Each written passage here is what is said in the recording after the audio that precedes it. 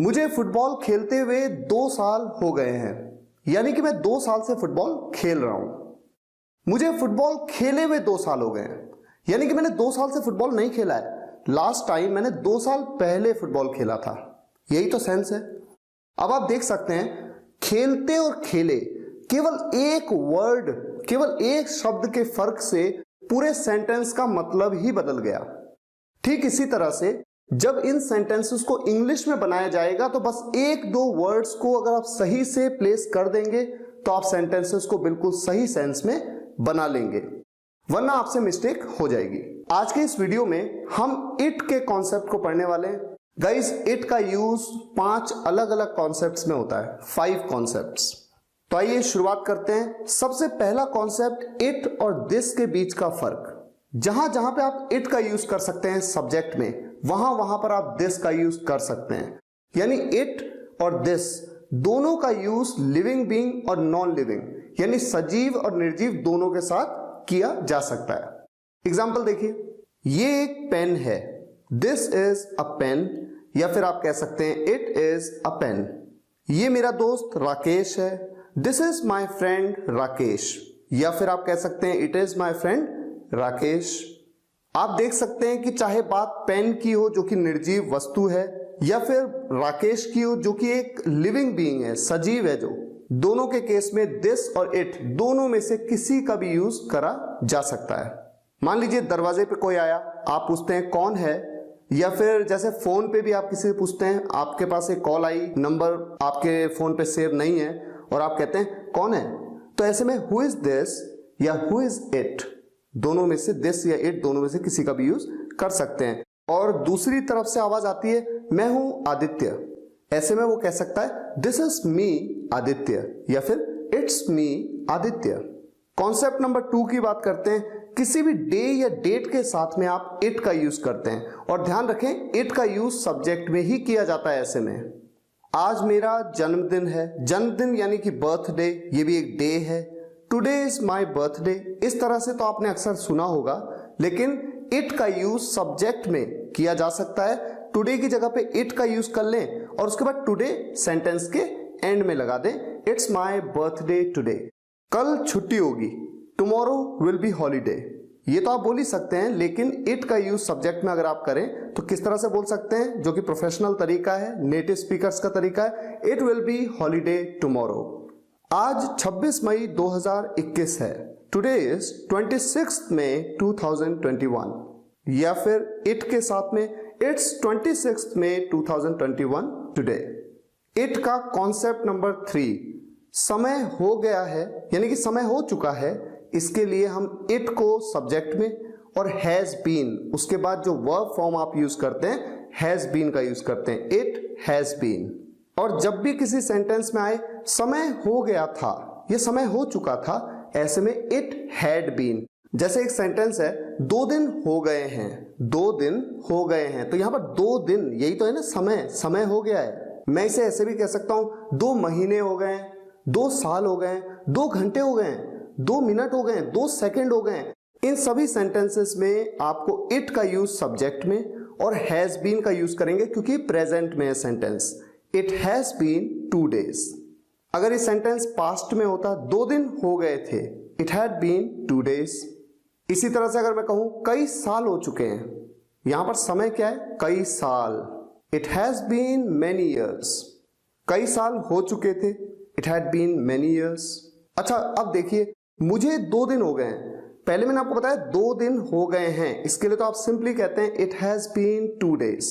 लेकिन जैसे ही आया मुझे, तो मुझे के लिए आप क्या यूज करें, इसको आपको समझना होगा, प्रैक्टिस से समझेंगे आप। तो यहां पर आपको करना क्या है, ऑब्जेक्टिव पार्ट में आप लगा देंगे to me, it has been 2 days to me. अगर होता उसे 2 दिन हो गए तो क्या कहेंगे, it has been 2 days to him. Ravi को 2 दिन हो गए, it's been 2 days to Ravi. अब इस सेंटेंस में एक चीज ऐड कर लेते हैं, क्या करते हुए, समय हो गया है या समय हो गया था, क्या करते हुए, खेलते हुए, सोते हुए, पढ़ते हुए, सोचते हुए। तो खेलते हुए के लिए प्लेइंग, सोते हुए के लिए स्लीपिंग, पढ़ते हुए के लिए स्टडिंग, सोचते हुए के लिए थिंकिंग। यानी जिस भी काम को करते हुए बस उस वर्ब के साथ में आईएनजी का आपको यूज कर लेना है, ये आपको ध्यान रखना है। और क्या किए हुए, अगर सेंटेंस में ऐसा हो क्या किए हुए, अभी मैं आपको एग्जांपल दूंगा, आप घबराइए मत। तो क्या किए हुए जैसे गए हुए, तो ऐसे में आपको क्या करना है, हैविंग गॉन, हैविंग का यूज कर लेना है और वर्ब की थर्ड फॉर्म का यूज करना है। देखे हुए हैविंग सीन, मिले हुए हैविंग मेट, खाए हुए हैविंग ईटन। एग्जाम्पल देख लेते हैं। मुझे खेलते हुए 2 साल हो गए हैं। अब सबसे पहले तो मैंने आपको सिखाया 2 साल हो गए हैं, इसको तो आपको कहना है इट हैज बीन 2 years, मुझे 2 साल हो गए, टू मी। अब खेलते हुए, मैंने आपको क्या कहा, खेलते हुए, किसी काम को करते हुए तो उस वर्ब के साथ में आईएनजी लगा दो। खेलने को प्ले कहते हैं, प्ले के साथ ING, playing, it's been 2 years to me playing. अच्छा, यही सेंटेंस अगर इस तरह से हो, मुझे खेले हुए 2 साल हो गए, तो देखिए 2 साल हो गए हैं, इट हैज बीन 2 years, मुझे टू मी, खेले हुए, किसी काम को किए हुए, हैविंग प्लेड। आपने देखा कितना बारीक फर्क है, खेलते बोला तो प्लेइंग और खेले हुए बोला तो हैविंग प्लेड। ठीक इसी तरह से देखिए 2 सेंटेंस और लेते हैं। हमें लड़ते हुए काफी वक्त हो चुका था, या फिर हमें लड़े हुए काफी वक्त हो चुका था। काफी वक्त हो चुका था, पहले तो इसे बना लेते हैं, it had been a long, हमें टू अस। यहां तक तो दोनों सेंटेंस बिल्कुल सेम है, लेकिन जब कहा लड़ते हुए फाइटिंग और जब कहा लड़े हुए हैविंग फॉट। कॉन्सेप्ट नंबर 4, समय लगता है, इसके लिए इट टेक्स, समय लगा, इट टुक, क्योंकि ये पास्ट में हो गया। समय लगेगा, ये फ्यूचर है, इट विल टेक। यानी जब भी हम किसी सेंटेंस में समय लगने की बात करें तो सब्जेक्ट में इट का यूज और वर्ब वहां पर होगी टेक। अब टेक की कौन सी फॉर्म यूज होगी वो तो डिपेंड करता है कि सेंटेंस प्रेजेंट में है, पास्ट में या फिर फ्यूचर में। अगर प्रेजेंट में है तो टेक्स, पास्ट में है तो टुक और फ्यूचर में है तो विल टेक। एग्जाम्पल देखते हैं। 2 मिनट लगते हैं, इट टेक्स 2 minutes। 2 मिनट लगे, इट टुक 2 minutes। 2 मिनट लगेंगे फ्यूचर में, इट विल टेक 2 minutes। अब यहां पर अगर मैं मुझे ऐड कर लूं सेंटेंस की शुरुआत में, मुझे 2 मिनट लगते हैं या मुझे 2 मिनट लगे या मुझे 2 मिनट लगेंगे, तो इस सेंटेंस को बना सकते हैं it takes 2 minutes to me, या फिर इट टेक्स मी 2 minutes। दोनों तरीके से देखिए, ये भी बहुत ही इंटरेस्टिंग चीज है। मुझे 2 मिनट लगे, इट टुक मी 2 minutes, या फिर it took 2 minutes to me. मुझे 2 मिनट लगेंगे, it will take me 2 minutes, या फिर it will take 2 minutes to me. इसी तरह से अगर मैं कहूं उसे 2 मिनट लगे, it took him 2 minutes। Ayansh को 2 मिनट लगेंगे, it will take Ayansh 2 minutes। अच्छा, अब थोड़ा सा और ऐड कर देता हूं इस सेंटेंस में। मुझे खाना खाने में 2 मिनट लगते हैं, तो देखिए पहले तो बनाया मुझे 2 मिनट लगते हैं, इट टेक्स मी 2 minutes। क्या करने में, खाना खाने में, टू ईट द फूड। उसे घर पहुंचने में 2 मिनट लगे, उसे 2 मिनट लगे, पहले तो इसको बनाओ, इट टुक हिम 2 minutes।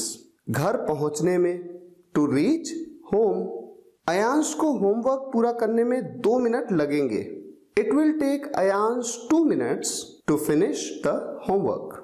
अब हम बात कर लेते हैं इट के 5वें कॉन्सेप्ट की, जहां पर बारिश होना या ओले पड़ना की बात होती है। बारिश होना जिसे हम रेन कहते हैं और ओले पड़ना जिसे हम हेल कहते हैं। रेन और हेल दोनों ही वर्ब्स हैं और दोनों की 3 फॉर्म्स क्या होती है, रेन, रेन्ड, रेन्ड, हेल, हेल्ड, हेल्ड। अब सेंटेंस देखिए, आज बारिश होगी, इट विल रेन टुडे। आज बारिश हो रही है, इट इज रेनिंग टुडे। आप देख रहे हैं इन सेंटेंसेस में इट का यूज किसकी तरह हो रहा है, सब्जेक्ट की तरह। हमेशा ध्यान रखें, जब भी किसी सेंटेंस में बारिश होना या ओले पड़ना की बात हो, ऐसे में इट का यूज सब्जेक्ट की तरह होगा। दिल्ली में ओले पड़ रहे हैं, it's hailing in Delhi. Dehradun में बारिश हो रही है, it's raining in Dehradun. Dehradun में बारिश बहुत होती है, it rains a lot in Dehradun. Delhi में बारिश नहीं होती है, it does not rain in Delhi. तो आप देख रहे हैं हर जगह पे रेन या हेल जो वर्ब्स हैं उनके साथ में जो सब्जेक्ट है वो क्या है, इट। अब मैं रखता हूं आपके सामने 5 सेंटेंसेस। इन 5 सेंटेंसेस को आपको बना करके इनको ट्रांसलेट करना है आपको इंग्लिश में, और इनको इस वीडियो के कमेंट्स में आपको जरूर लिखना है, ये आपका होमवर्क है। और आप में से जितने भी स्टूडेंट्स के पास मेरी इंग्लिश स्पीकिंग कोर्स की बुक नहीं है, वो मेरे स्पोकन इंग्लिश गुरु हेल्पलाइन नंबर पे कॉल कर सकते हैं 8448443310 पर, और कैश ऑन डिलीवरी पर भी बुक का ऑर्डर कर सकते हैं, या फिर वो वेबसाइट से भी ऑर्डर कर सकते हैं। वेबसाइट एड्रेस है www.spokenenglish.guru। मुझे उम्मीद है आज का ये वीडियो आपको पसंद आया होगा और इट के सभी कॉन्सेप्ट आपको क्लियर हो गए होंगे। आप जरूर कमेंट्स में बताइएगा कि ये वीडियो आपको कैसा लगा। वीडियो को लाइक करिए, शेयर करिए, ताकि देश के छोटे से छोटे गांव के स्टूडेंट्स तक इन वीडियोस को मैं पहुंचा सकूं और उन्हें भी इंग्लिश में सक्षम बना सकूं। Thank you so much for watching this video guys. फिर मुलाकात होगी नेक्स्ट वीडियो लेक्चर में। Take care, good bye.